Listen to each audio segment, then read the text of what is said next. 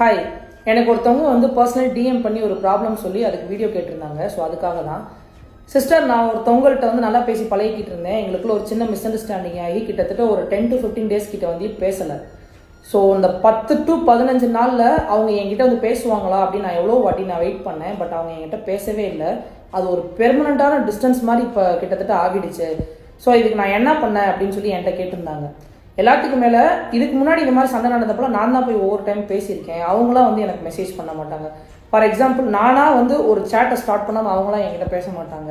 So இந்த டைமாவது அவங்க பேசுவாங்களா அப்படின்னு நான் ரொம்ப எக்ஸ்பெக்ட் பண்ணேன். பட் அவங்க என்கிட்ட பேசவே இல்லை. ஸோ இந்த டிஸ்டன்ஸ் வந்து நான் என்ன பண்ணுறது, இதை எப்படி எடுத்துக்கிறதுன்னு என்கிட்ட கேட்டிருந்தாங்க.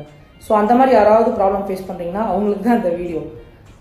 உங்களை டிஸ்டன்ஸ் மெயின்டைன் பண்ணுறதை தாண்டி அந்த டிஸ்டன்ஸில் இருக்கிற அந்த ஆப்ஷன்ஸ் இருக்குல்ல, அதுவே பெருசாக பாதிக்கலை அப்படின்னா உங்கள் ப்ரெசன்ஸ் மட்டும் அவங்க எப்படி எக்ஸ்பெக்ட் பண்ணுவாங்கன்னு எதிர்பார்க்குறீங்க.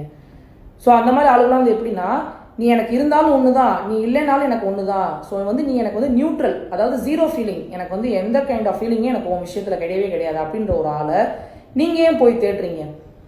ஸோ உங்களை தேடாத ஒருத்தர் வந்து கண்டிப்பாக தேடாதீங்க, அது வேஸ்ட்டு. ஃபார் எக்ஸாம்பிள், இப்போ எனவே எக்ஸாம்பிள் எடுத்துக்கிட்டிங்கன்னா, இப்போ என்னோட ஒரு பர்சனல் ரீசன், ரொம்ப வேலிடான ரீசன்னால நான் கொஞ்ச நாள் வீடியோஸே போடாமல் இருந்தேன்.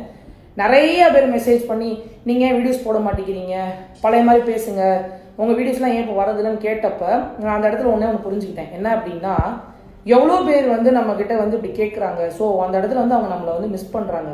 அவங்களுக்காகவாவது நம்ம வந்து இது ரெகுலர் பண்ணணும்னு எனக்கு அந்த 1 செகண்ட் தோணுச்சு.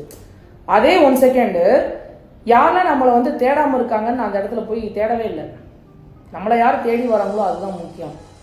ஸோ அப்படி ஒருத்தவங்க வந்து உங்களை தேடவே இல்லை, அவங்க வந்து உங்களை அவாய்ட் பண்ணுற மாதிரி தெரியுது, டிஸ்டன்ஸ் மெயின்டைன் பண்ணுற மாதிரி தெரியுது அப்படின்னா அந்த மாதிரி ஆள்கிட்ட போய் வழியை போய் பேசாதீங்க.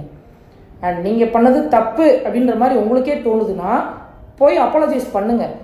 அதை வேலிட் பண்ணி திருப்பி பழைய மாதிரி பேசாமல் திருப்பி டிஸ்டன்ஸ் மெயின்டைன் பண்ணிக்கிட்டே இருந்தால் வரட்டான்ட்டு நீங்களும் போயிருங்க.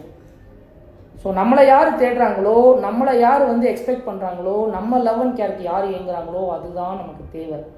நம்மளை தேவையில்லைன்றவங்க நமக்கு தேவையில்லை.